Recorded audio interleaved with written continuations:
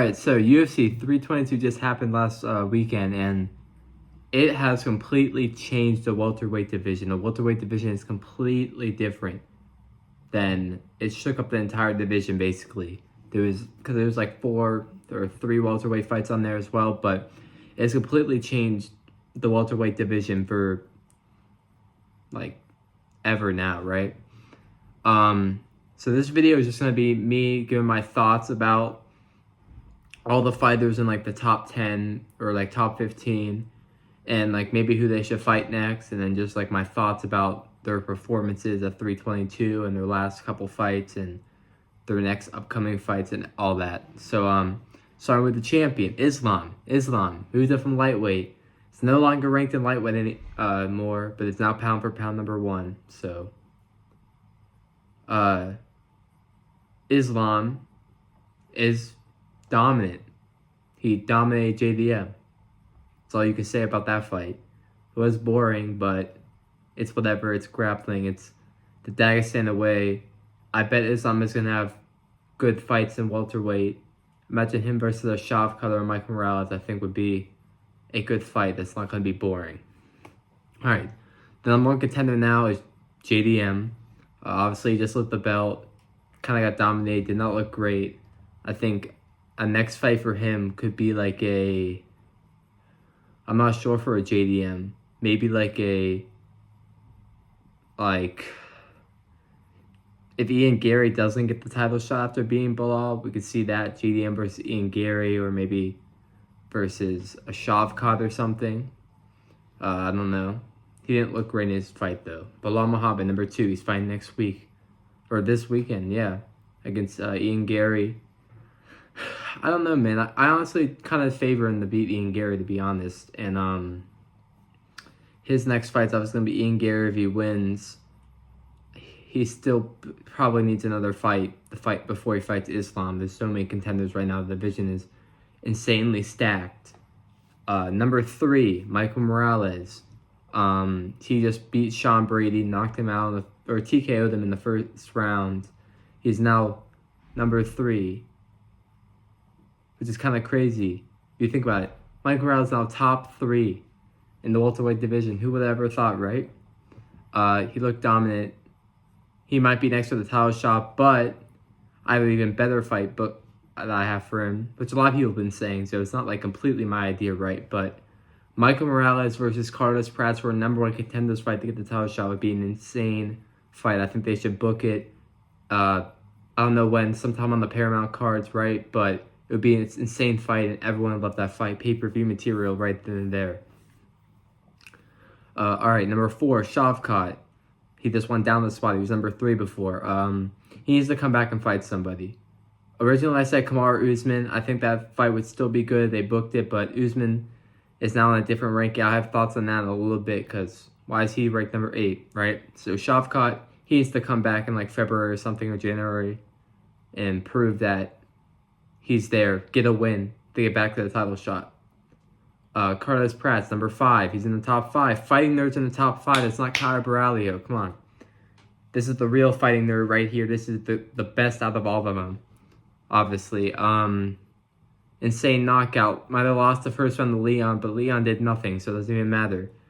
Then Carlos just knocked out Leon cold. So what do you have to say about him? He's insane. I think he should fight Michael Morales next. I think that would be an insane number 1 contenders match. Very good fight, and it's ending by finish. Number 6, Ian Machado Garry. I mean, you already know he looked good in his Carlos Pratt's fights until the last like 2 rounds, especially the last minute of the fight. He looked not that great. And he almost lost, but Carlos gassed out. But he's fighting Belal, and if he beats Belal, he's right there. I don't know if he's going to get a title shot. He might. There's so many contenders right now. Or he might fight JDM, you know, for the number 1 spot if he wants to keep fighting after and not just wait for his title shot. All right, number 7, Sean Brady. Unfortunate, he got TKO in the first round. He didn't get a takedown. I thought I was going to take Mark Morales down early and just dominate him. Ended up not happening. Sad to see that as number 7. He worked so hard to get to where he was for the title shot, and he just lost it to... He fought the number like 9 guy instead of just waiting on his title shot. So you have to give props to him. His next fight, I don't even know, man. I would still like to see him fight up. I really wish he would fight Shavkat. I think Sean Brady versus Shavkat would be a very good fight. It would be nice if Sean Brady could fight up, but he's probably not going to. So realistically, like a Bonfim or something is going to be his next fight. I don't know. Next, number 8. Usman. Why is Kamaru Usman number 8? What did Kamaru Usman was the number 4 guy who just beat the number 7 guy, and now he's the number 8 guy. What? I don't know why Kamaru Usman's number 8 now. I get the division moved around, but like seriously, I thought they would at least keep him in spot in the top 5 and they would move some stuff around. But Usman's number 8 now. I have no idea why. Leon's number 9, deserves spot. He's done. He should have just retired, honestly. I don't no idea what's next for Leon. Leon should probably fight. I don't even know, bro. He should probably fight like Gilbert Burns, bro. I don't even know. Or Gabriel Bonfim. Or Joaquin Buckley, one of them. Number 10, Joaquin Buckley. He's in the top 10. Moved down a bit. He just lost to Usman. Got dominated, basically. He needs to come back. Where's Buckley been? I've heard nothing from Buckley since the Usman fight. I know he's been working. Hopefully working on a takedown defense and he comes back even better. I would like him to fight maybe like a Leon Edwards or something, or maybe like a Sean Brady even, if they give him a fight up. But who knows what's next for him, right? Number 11, Gabriel Bonfim. Looked great in his last fight. Knocked out Randy Brown like the first round, I think, or whatever. He's gonna be fighting up. He could fight a Joaquin Buckley maybe if they don't want to give him too big of a leap. Maybe a Leon Edwards, maybe a Sean Brady. You know. Number 12, Gilbert Burns. He did not look great in his last fight against Michael Morales. Got TKO'd in the first round. Just isn't in his prime anymore. If he doesn't want to retire, if he wants to keep fighting, I think he should fight Colby Covington, who is number 13, Colby Covington. He is super washed. I don't even know why he's still fighting. He should have been retired a while ago. He should just fight Gilbert Burns or D-Rod, bro, or something, bro. Just get out of the division. Taking up a ranked spot. 14, Geoff Neal. Just got knocked out by Carlos Prats in August or whatever, so I don't know what's next for him. He's gonna have to just wait a bit, I guess. Can't say for I don't know who he's gonna fight next. Probably an unranked guy. Maybe even like a Mike Malott, since Mike Malott isn't ranked anymore. He got pushed out the rankings. He's like number 16 or whatever, so maybe Mike Malott or Geoff Neal would be a good fight. And then number 15, Daniel Rodriguez, D-Rod.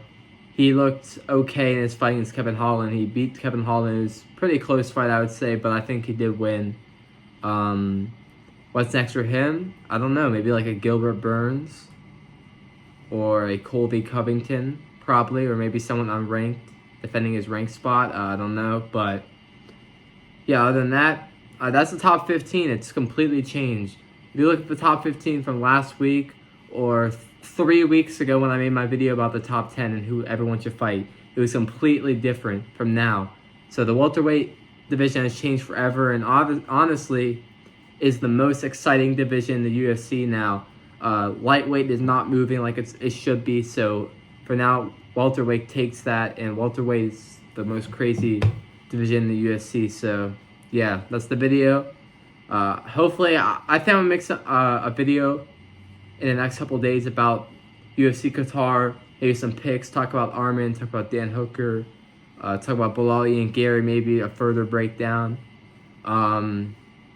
Yeah, see ya.